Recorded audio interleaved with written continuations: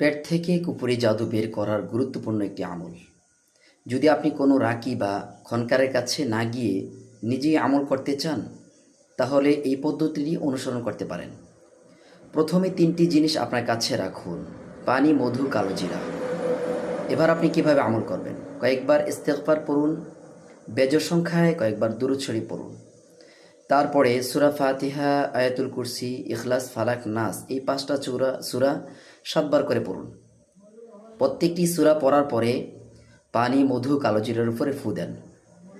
এবার সূরা নাহলের 69 নম্বর আয়াতের এখান থেকে ইয়াখরুজু মিন বুতুনিহা শারাবুম মুখতালিফুন আলওয়ানুহু ফীহি শিফাউল লিন্নাস ইন্না ফী যালিকা লাআয়াতান লিকওমিন ইয়াতাফাক্কারুন।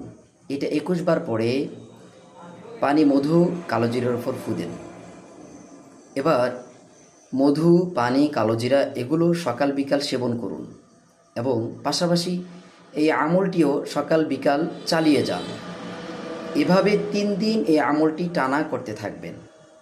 নিয়ত ও বিশ্বাসের সাথে যদি এই আমলটি করতে পারেন, আমি আল্লাহর কাছে আশাবাদী আপনার পেটে যত শক্তিশালী কুফরি জাদু থাকুক না কেন বের হয়েই যাবে ইনশাআল্লাহ। ভিডিওটি ভালো লাগলে সবাই শেয়ার করতে পারেন। আসসালামু আলাইকুম ওয়া রাহমাতুল্লাহ।